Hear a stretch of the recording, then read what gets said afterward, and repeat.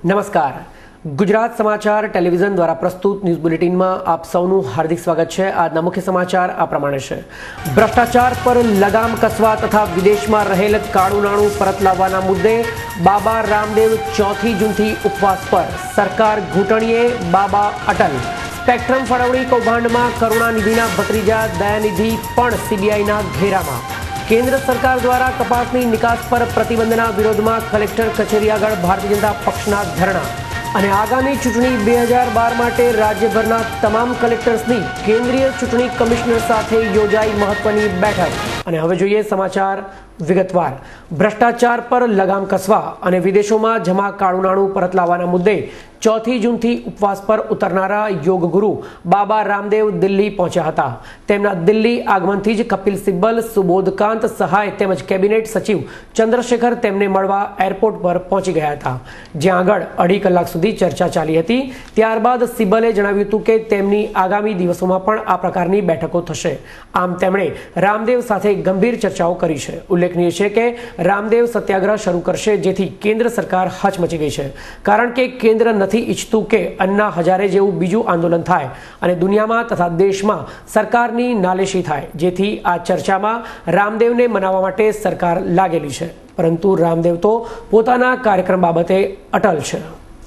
4 जून से होने वाला जो अनशन और सत्याग्रह है वह दिल्ली के रामलीला मैदान से लेकर के देश के 624 जिलों में होगा और पहले ही दिन करीब 1 करोड़ से ज्यादा लोग इस अनशन में उपवास करेंगे, सत्याग्रह में सीधे तौर पर भाग लेंगे और करोड़ों लोग जो इस देश को भ्रष्टाचार, काले धन की अर्थव्यवस्था से मुक्त देखना चाहते हैं और व्यवस्थाओं में जो पक्षपात और अन्याय हो रहा है उस सबको मिटाकर के इस देश को आर्थिक और जो सामाजिक न्याय देना चाहते हैं वो सब लोग इसमें सम्मिलित होंगे। स्पेक्ट्रम फाळवणी कौभांडમાં તપાસ કરી રહેલી સીબીઆઈએ વર્ષ 2001ની રાષ્ટ્રીય દૂરસંચાર નીતિની અનિયમિતતાઓની તપાસ હાથ ધરી છે અને આ અંગે એફઆઈઆર દાખલ કરી દીધી છે, જેના પગલે ટેલિકોમ પ્રધાન એ રાજા અને તેમના પુરોગામી દયાનિધિ મારન પણ તપાસના ઘેરામાં આવી ગયા છે।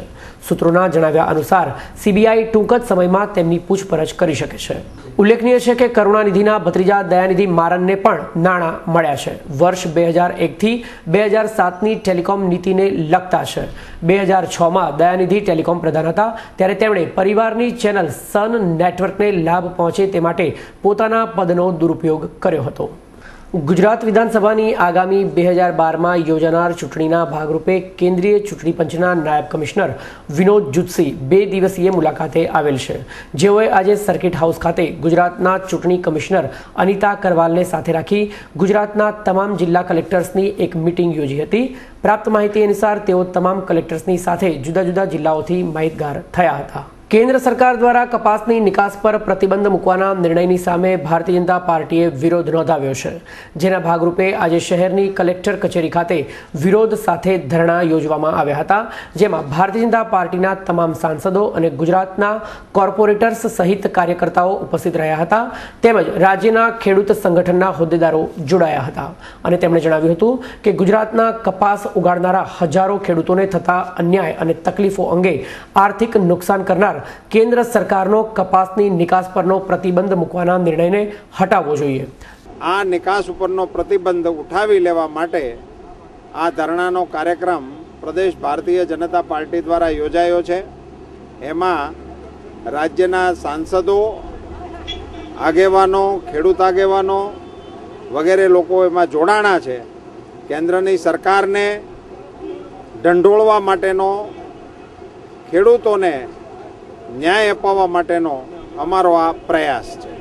तो बीजी तरफ गुजरातनी भारतीय जनता पक्ष सरकारना जमीन कौभांड तेमज महोत्सवोने नामे उघरावाता करोड़ों रूपियानो भ्रष्टाचारनी आरटीआई द्वारा माहिती मेळवी गुजरात कांग्रेसे करेला आक्षेपोना सवालो पूछाता राष्ट्रीय उपाध्यक्ष पुरुषोत्तम रूपाला अकड़ाई उठ्या हता। कांग्रेसने माग्या छे एना जवाब अमे आप्या छे पण तमे एम पूछो ने, तमारे जे पूछવું હોય શું પણ એમ બોલો ને, પણ લાવો ને આની પાસેથી 1 રૂપિયો લીધો એમ લાવો ને, નામ આપો ને, લાવો ને। અરે કોની પાસેથી લીધો રૂપિયો? એમ એક રૂપિયા નામ આપો ને કે આ ફલાણા ભાઈ પાસેથી 1 રૂપિયો લીધો. खट्टी मीठी जिंदगी तुमसे ही हर खुशी. You're the one for me baby, you're the one for me. खिल रहे हैं रंग सभी, you're the one for me.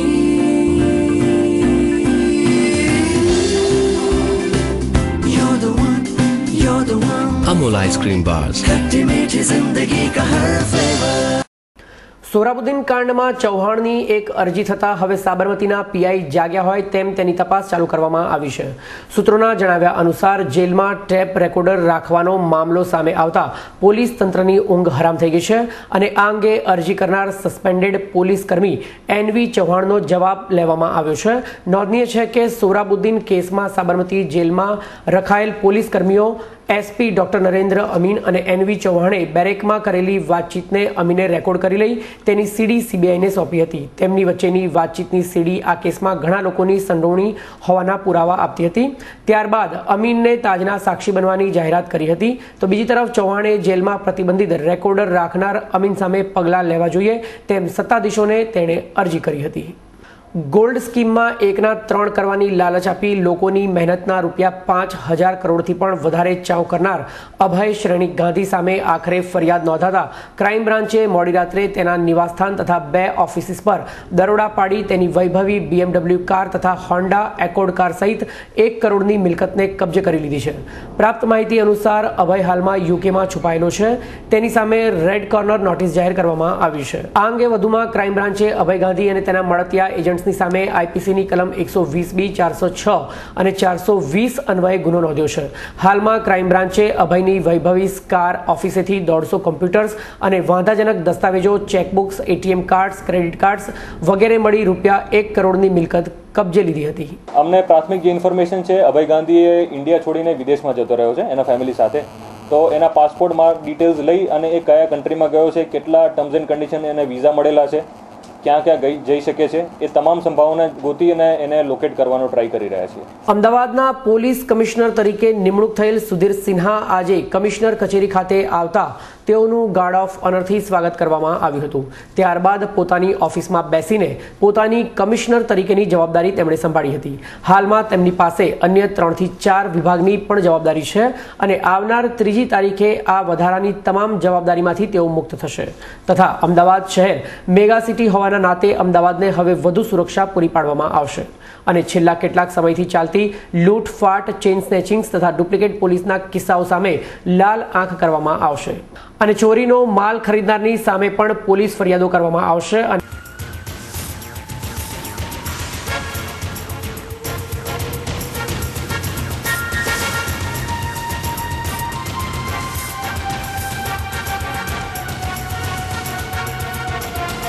રાજ્યભરના ડીલર્સ અને ઓઇલ કંપનીઓ વચ્ચે સીએનજીના નફાની વહેંચણી સંદર્ભે વિવાદ સર્જાતા સીએનજી વેચતા રાજ્યના 200 પંપ માલિકો આજે હડતાલ પર ઉતર્યા છે.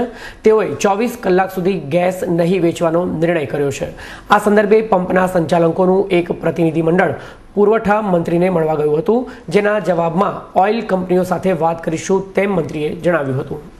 ભારતીય જ્યોતિષ અનુસાર દરેક ગ્રહને પોતાની એક પ્રકૃતિ હોય છે અને તેના અનુસાર જ તે કોઈ પણ વ્યક્તિ ઉપર અસર કરતો હોય છે. મનુષ્ય જીવન પર સૌથી વધુ સમય સુધી જો કોઈ ગ્રહનો પ્રભાવ હોય તો તે શનિનો પ્રભાવ રહેતો હોય છે. કોઈ પણ વ્યક્તિને તે ધનવાન બનાવી શકે છે અને ધનવાન વ્યક્તિને ભિખારી પણ બનાવી શકે છે.